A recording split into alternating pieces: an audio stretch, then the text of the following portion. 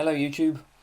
I did a video on perception a few months ago where I looked at direct realism and representative realism. To refresh your memory, both the direct and representative realists agree that there is an external, mind-independent material world full of material objects like trees and flowers and rocks and cars and so on. The direct realist says that you perceive this stuff directly, without any intermediary. The representative realist says that you perceive it indirectly via sense data. Most people these days, both among lay people and professional philosophers, accept one of these two views. But what if you don't find either of them persuasive? Well, there are other options, and one such option is idealism, which I'm going to look at in this video, most famously supported by the philosopher George Berkeley. Berkeley's views can be seen as a response to John Locke.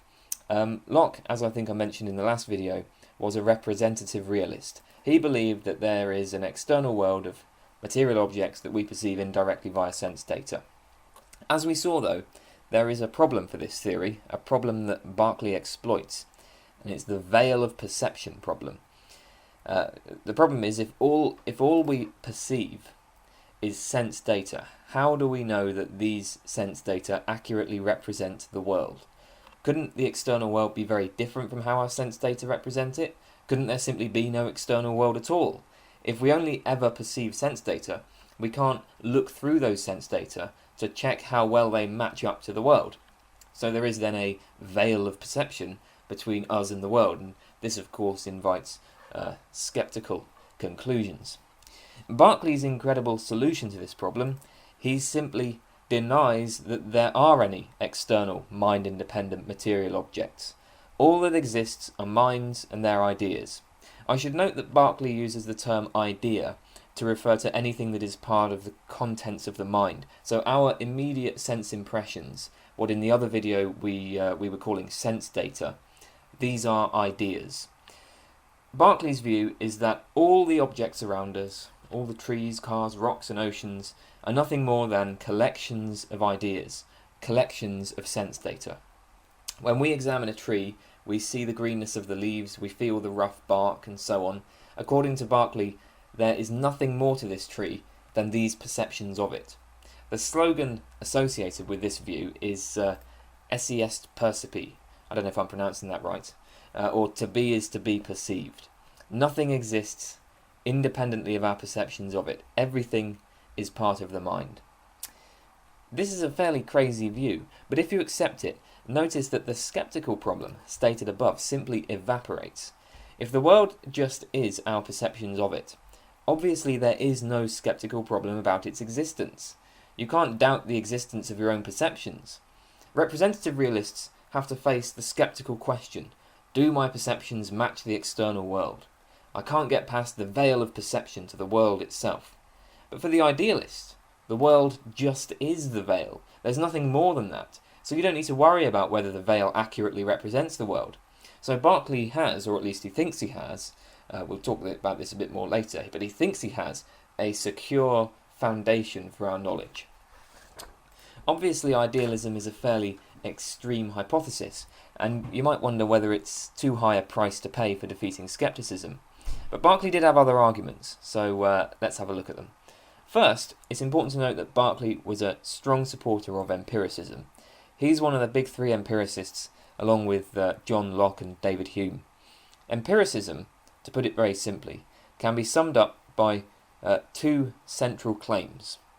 First, that all our ideas, all our concepts, derive, or at least can be derived, from sense experience. And second, that all our knowledge must be justified by reference to sense experience. The traditional empiricist will hold that humans are born as blank slates, with no knowledge of anything, and everything we know, everything we learn, all the ideas we have to ultimately come from our experience of the world.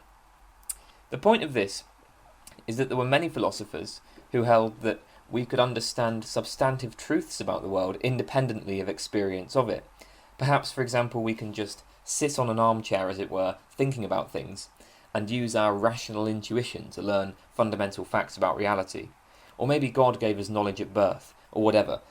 Whatever the method, the point is that according to these philosophers, there are certain things that we can know about the world that don't require observation or experiment. We can just think about them and come to knowledge that way. Well, the empiricists were not keen on this idea. They said, no, you have to maintain a strong connection with experience and observation. If you disregard these, you'll just slip into nonsense, because the only access we have to the world is through our experience. There's no other way for us to engage with it. So the empiricists insist we have to be able to show how our concepts and knowledge derive from sense experience. If we can't show how a concept could have been acquired from sense experience, it should be rejected as nonsense. With this in mind, then, let's consider what the realist says about perception. According to the realist, there's our experience of the world, then there's the world itself. When I look at a table, then I turn away and walk out the room. The table continues to exist when I'm not there. It's a material object, and material objects exist independently of our experience of them. Well, can you see the problem with this? How could you possibly have an experience of something that's independent of experience? Clearly you can't. So Berkeley argues that for an empiricist, the notion of a material object that exists independently of experience is simply incoherent. Idealism is implied by empiricism. You can't talk about some object existing independently of experience. That's ridiculous, because you can't know of anything that exists independently of experience. Experience is all we've got. The same conclusion can be arrived at in a slightly different way. In the last video, I talked a little about the distinction between primary qualities and secondary qualities, a distinction used by Locke. Primary qualities are held to be completely mind-independent qualities of objects: shape, speed, solidity, number, electrical charge, and so on. These qualities are investigated by the physical sciences and can be described mathematically. On the other hand, secondary qualities like colour, taste, smell, and so on, these appear to be dependent on how we perceive the objects. It seems prima facie that the world itself is not really coloured. Rather, there are certain wavelengths of light that stimulate our retinas in particular ways, and this gives rise to our subjective experience of colour. The wavelengths of light themselves are not literally coloured and can be explained wholly by invoking primary qualities, so that the wavelengths of light have only the properties of speed and frequency and so on. Now, Locke argued that our ideas, i.e. our sense data, of primary qualities resemble the qualities of the object, but that our ideas of secondary qualities don't resemble anything in the object at all. So consider an apple. When I look at it, the shape that I see resembles the shape of the apple, but the colour I see doesn't resemble anything in the apple. The colour is caused by light bouncing off the apple, but seeing colour doesn't seem to be anything like detecting wavelengths of light, and the apple itself doesn't contain any colour. Similarly, the apple in itself doesn't contain any taste. The colour and taste of the apple are dependent on how I perceive it. Locke draws this distinction between primary qualities that exist independently of us in the world and secondary qualities that depend on how we perceive things. He holds that the primary qualities we perceive resemble qualities in the mind-independent object. But now Berkeley asks, what's the justification for this claim?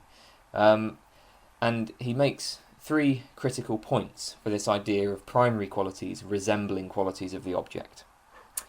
First, surely the only thing that can resemble an idea is another idea.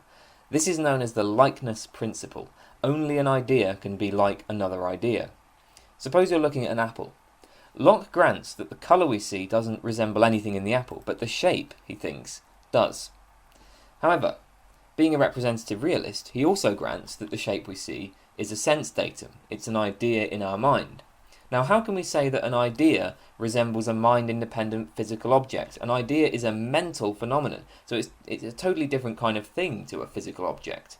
Indeed, the failure of ideas to resemble objects is really quite obvious when you think about it. Bear in mind that the shape of the apple is three-dimensional. Is our idea, our sense impression of its shape, literally three-dimensional? Or if you take a circular object like a penny, from one angle it will look circular, from another angle it will look oval. Which of these shapes resembles the shape of the penny? I think Berkeley has a point here. Here's a good quote from Jonathan Dancy. Our ideas can only resemble the way such objects look, not the way they are. But this is no help, since our sensor, i.e. our ideas, just are the way such objects look. The second problem with saying that an idea resembles a material object is that two things can't be said to resemble each other unless you can compare them. The only way I can make a judgment about whether A resembles B is by examining A and examining B. But obviously all our minds have access to are our ideas. We can't get out into the mind-independent world to compare our ideas with the material objects there.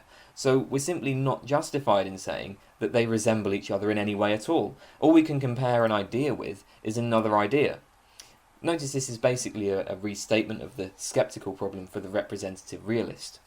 I just want to note, of course, that the obvious response for a representative realist to these 2 points would simply be to drop the requirement of resemblance. Indeed, I think you have to. I think it has to be granted that an idea doesn't resemble a material object. We can still insist that just because ideas of primary qualities don't resemble qualities of the objects, it doesn't follow that these ideas don't represent qualities of the objects. Consider a painting of a church. When you think about it, the painting of the church doesn't resemble in any way at all the actual church. It's bits of paints on a tiny canvas. A church is a massive building made of granite and stained glass windows and so on. Nevertheless, the painting does represent the church. So perhaps we should simply say that primary qualities represent qualities in the object, and secondary qualities don't represent any qualities in the object at all. But anyway, that's Berkeley's critique of the notion that they resemble qualities in the object. Third, finally, Berkeley insists that we can't really conceive of a distinction between primary and secondary qualities. Imagine an apple. Now remove all of its secondary qualities. Imagine that it's tasteless. Imagine it makes no sound when you manipulate it. Imagine it has no colour. All it has are its primary qualities like shape and solidity. What are you imagining here? Well, Berkeley would suggest that you're not really imagining anything. You can't imagine an apple that has no secondary qualities. How could you imagine the shape of something without giving it some sort of colour? Differences in colour is the means by which we distinguish shapes. Even if something is completely transparent, we could distinguish its shape by the particular way light glints off it, or whatever. Conversely, you can't imagine secondary qualities without primary qualities. Think of the colour red. Don't give it a shape, because that's a primary quality. Just imagine the colour red alone in itself. I'm guessing you can't do it. I can't do it at any rate. And what this suggests is that we can't really conceive of primary and secondary qualities as distinct from each other. For all these reasons, Berkeley insists that the distinction between primary and secondary qualities can't be drawn. Qualities such as shape, size, solidity are as subjective and mind-dependent as qualities like colour, taste and smell.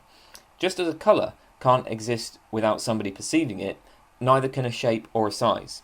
And Berkeley concludes from this that the notion of a mind-independent material object is simply incoherent. We just can't make sense of this idea of a mind-independent object. When we perceive or even imagine an object, everything we perceive is either a primary or a secondary quality. But according to Berkeley, both the primary and the secondary qualities are mind-dependent. There is nothing else. So given that all the qualities we perceive or imagine are mind-dependent, what's left for the supposed mind-independent object in itself? Well, of course, there is nothing. It seems then that we just don't have a coherent idea of an object existing independently of our perceptions. I should note that Berkeley produced, or supposedly produced, what's come to be known as the master argument for the view that the concept of a mind-independent material object is incoherent. It's a simple argument, and he considered it to be a decisive refutation of materialism. In outline, the argument looks like this. We can conceive of something existing mind-independently only if we can conceive of it existing unconceived. We cannot conceive of an unconceived thing, because that's contradictory, so we cannot conceive of something existing mind-independently. This conclusion, if it works, is a disaster for realism.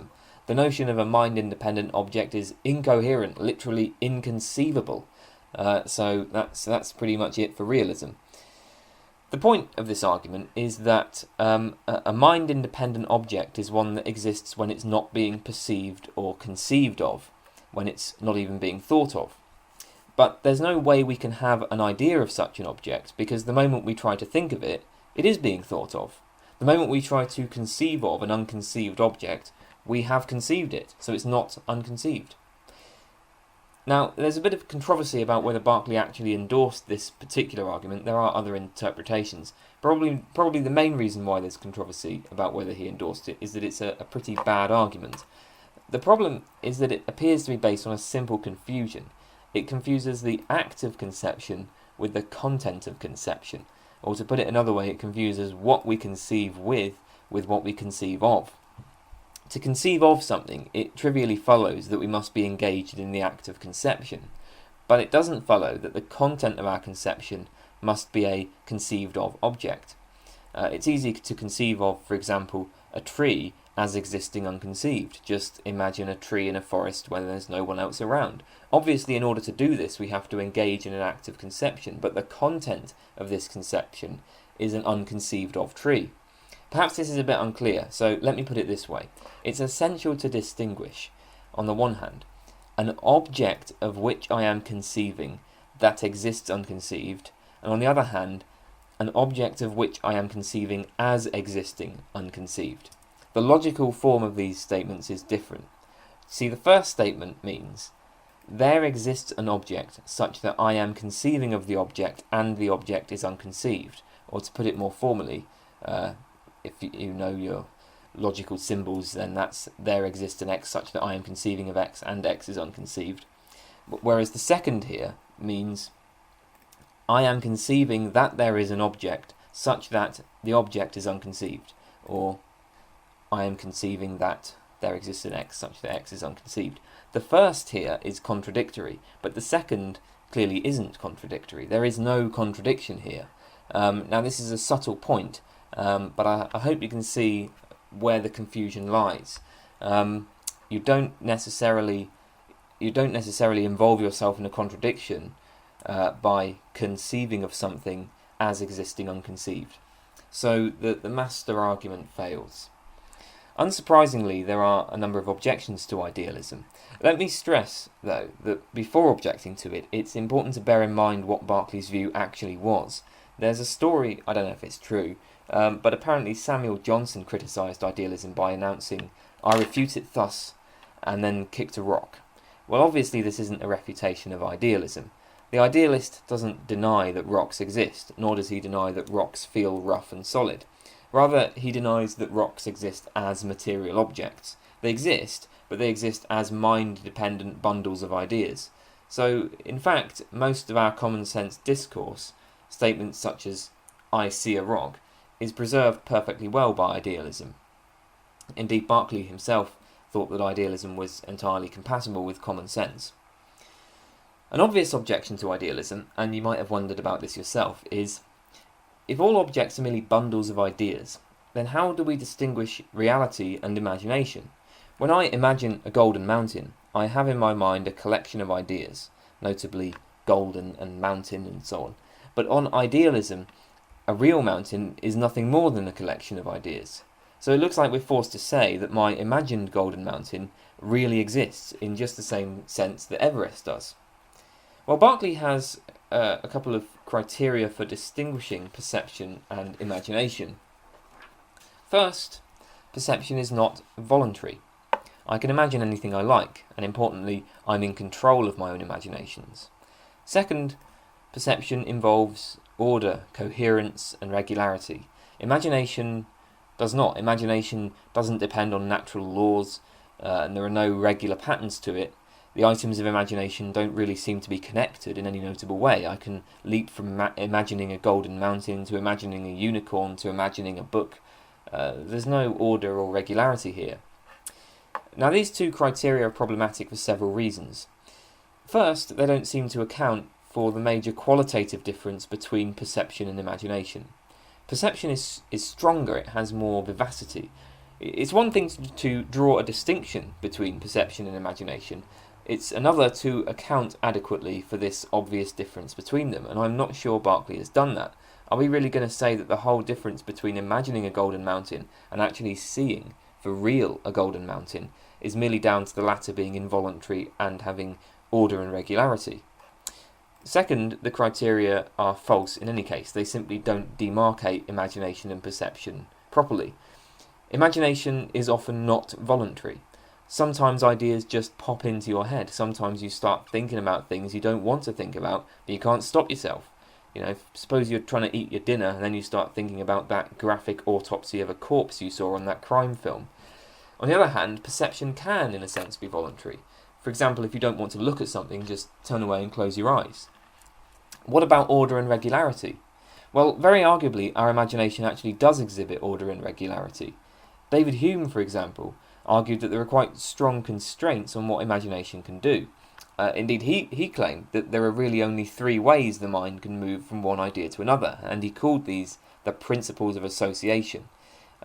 Every time you pass from one idea to another, whether in conversation or imagination or whatever, it will be by means of one of these principles. And he considered these to be as strict as, Newton's laws of gravitation. These are strict natural laws. First, there is resemblance. You might move from thinking about a horse to thinking about a cow. They resemble each other in that they're both large, land-dwelling mammals. You might move from thinking about the local church to thinking about that church you saw on holiday 2 years ago. Second, contiguity in time or space. If I think about Doctor Who, I might then think about the assassination of Kennedy, because Kennedy was assassinated just a day before Doctor Who was first broadcast. Or I might think of something that took place in the downstairs living room, and then I imagine something else that took place in the downstairs living room. They're close in space. They took place in the same space. Third, cause and effect. If you imagine somebody shooting a gun, this will lead you to think of what gunshots cause, such as property damage or wounds. And then if you think of a gunshot wound, you will be led to think of the extreme pain that is caused by a gunshot wound. So according to Hume, all ideas are connected together by one or more of these principles. And as I say, these for him are sort of like natural laws of how the human mind works. Now, I'm not going to endorse Hume's account. There are plenty of problems with his idea, but I just wanted to illustrate that when you think about it, it's not really so clear that imagination is without order. Indeed, I'm a materialist. I believe that imagination is a product of processes going on in the brain, processes that are subject to exactly the same physical laws as everything else. To the extent that these brain processes exhibit order and regularity, and they do as much as anything does, imagination must exhibit order and regularity too.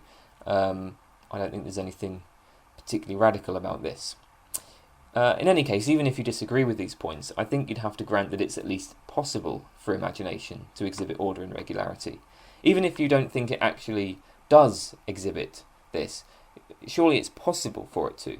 Now, suppose that you had a series of involuntary imaginations that exhibited order and regularity, like you might, for example, imagine one billiard ball hitting another, then this second billiard ball moving, hitting a wall and bouncing back, and so on. If such a series of imaginations were to occur, it looks like Berkeley would be forced to say that you're not simply imagining, but literally perceiving these billiard balls move. But is this really plausible? I think we would say that even in this case, there is a distinction between perception and imagination, and this strongly suggests that the two criteria given so far leave something out. Closely related to this problem is the difficulty of distinguishing veridical and non-veridical experiences. Consider hallucinations, illusions, and dreams. If we say that to be is to be perceived, then it looks like we're forced to say that when I hallucinate a pink elephant outside my window, it's not a hallucination at all. There really is a pink elephant outside my window. So how do hallucinations, illusions, and dreams fare on Berkeley's criteria? Well, they're not voluntary, and they do often exhibit order and regularity. Okay, so some dreams are completely crazy, but I have many dreams that are totally standard and just like everyday life. Similarly, many people have hallucinations in a very regular and orderly way. For example, in my own experience, I've had a lot of sleep paralysis. This is when you wake up unable to move, and it often involves hallucinations. I tend to get auditory hallucinations with it. I hear funny things. Now, if you read about sleep paralysis, you'll see that the hallucinations associated with it tend to be very regular and predictable. It's things like feeling pressure on your chest, hearing somebody say your name in a malevolent voice, and so on. There's a lot of literature there. There doesn't seem to be any question then that Berkeley's criteria are severely inadequate. We can't demarcate perception from other mental events by calling it involuntary or by noting its order and regularity. Berkeley himself was probably aware of this, which is why he suggested a third criterion. An idea is a perception just in case that idea exists in the mind of God or is caused by the mind of God. Now, I know that this looks ad hoc, but belief in God is quite an important part of Berkeley's ontology because he uses it to clear up a number of other problems with idealism. So another fairly obvious objection to idealism is, what about objects that are not being perceived? As far as I know, there's currently nobody in the bathroom, so nothing in the bathroom is being perceived. Do I then have to conclude that the shower and the toilet and the wash basin don't exist at the moment? Idealism has this weird ontology where things pop in and out of existence depending on whether anybody's perceiving them. But if we suppose that God exists, then this problem disappears, because God perceives everything. So yes, the shower does exist. It exists because God is perceiving it. Another question for the idealist is, what exactly causes perceptions? What causes the ideas I perceive around me? Well, there are only three options. First, it could be other ideas. But this doesn't work, because according to Berkeley, ideas are entirely passive. By this he means that they have no causal powers of their own. The reason why they're entirely passive is that they have only the properties they are perceived to have. Ideas are exactly as they appear. Remember, to be is to be perceived. So an idea can't have a property that isn't perceived. All there is to an idea is what you perceive in it. Since we don't perceive ideas to have causal powers, they don't have causal powers. Second, it could be my own mind. Now, my own mind does indeed cause some of the ideas I have, as when I imagine things, but clearly it doesn't cause my sense impressions. They're outside of my control to a large degree. This leaves us with only one option. They must be caused by another mind, which Berkeley supposes to be the mind of God.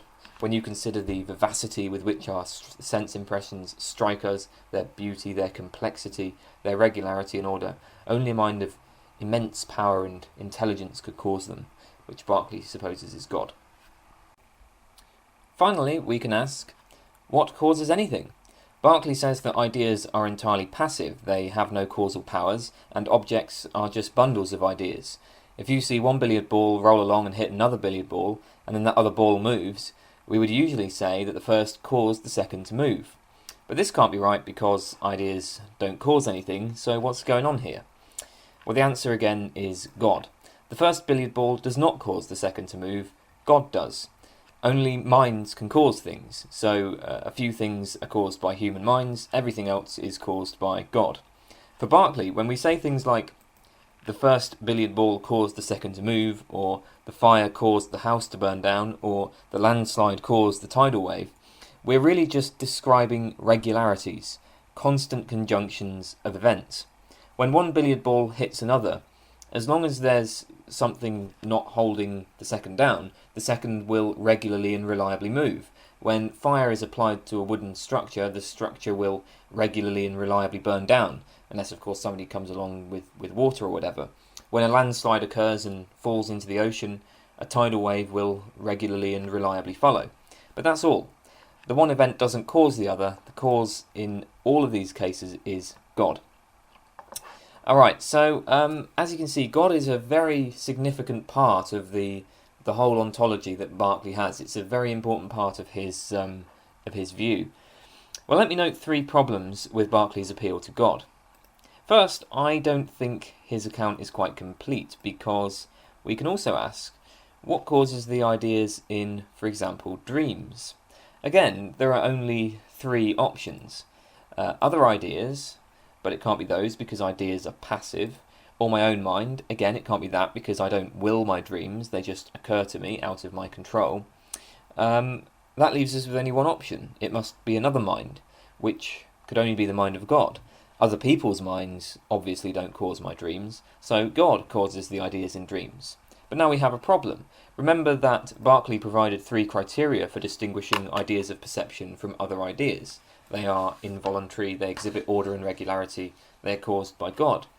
The first two don't work because they apply to dreams just as well, and Berkeley probably knew this, which is why appealing to God is so important. But if God causes dreams as well, then there is no distinction between perception and dreams. Perception and dreams, you can't. There is just no distinction there. This is an ontological point. We can make a similar point about epistemology, namely that even if we found some way of insisting that God does only cause perceptions, so that there is a genuine distinction between ideas of perception and other ideas, we could never know which is which. The problem is that we can never know whether or not an idea was caused by the mind of God. The only way to draw a distinction between perception and misperception is by whether the idea was caused by God. Berkeley's other criteria don't work. This results in a serious epistemological problem. How can I tell whether something is part of the mind of God? Ideas don't come with a label declaring their provenance, so none of Berkeley's criteria allow me to tell when I'm genuinely perceiving something.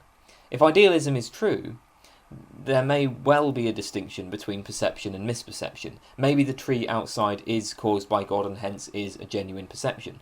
But I have no way of knowing that. The skeptical problem comes back with a vengeance. Bear that in mind, because I'll have more to say about skepticism later. Third, most seriously, by invoking God, Berkeley pulls the rug out from under his positive arguments in support of idealism.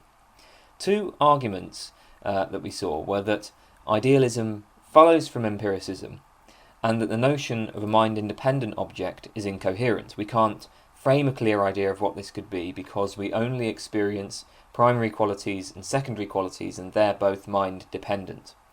Regarding empiricism, remember that this is the claim that all our concepts, at least if they're to be coherent, derive from sense experience.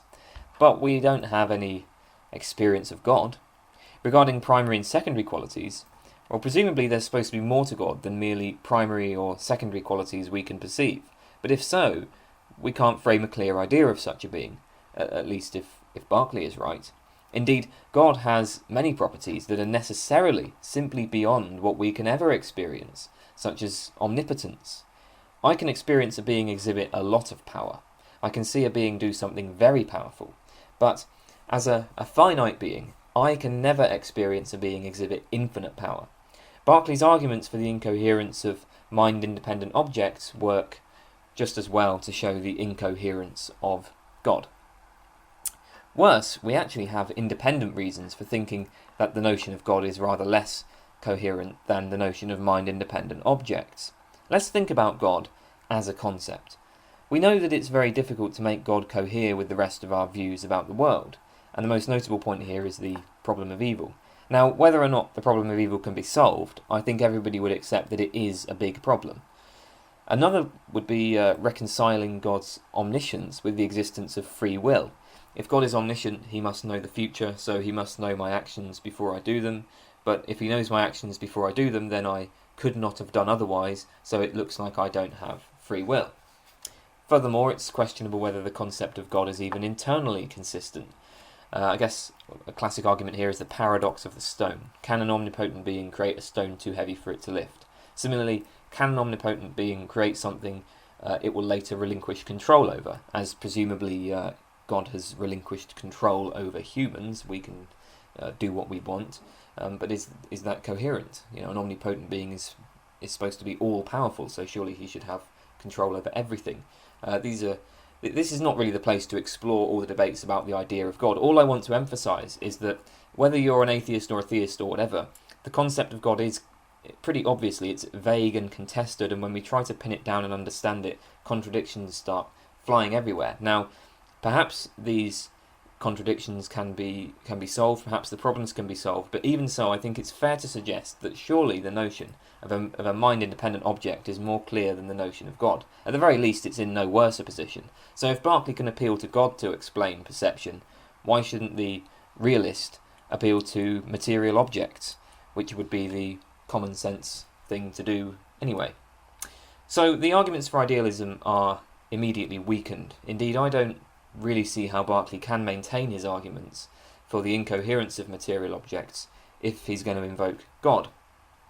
And in the course of the discussion, we've also seen that Berkeley's other motivation for idealism, that it solves the problem of skepticism, is in serious trouble.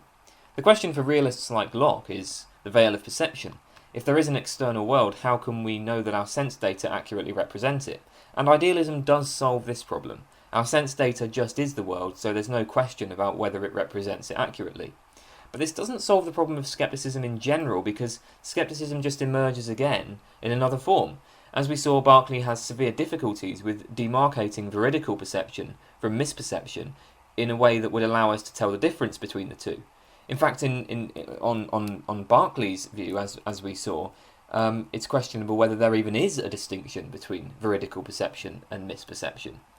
The best answer he's got is that perception is caused by God. But this doesn't help answer the skeptical challenge, because we can't ever know whether a particular experience was caused by God or not.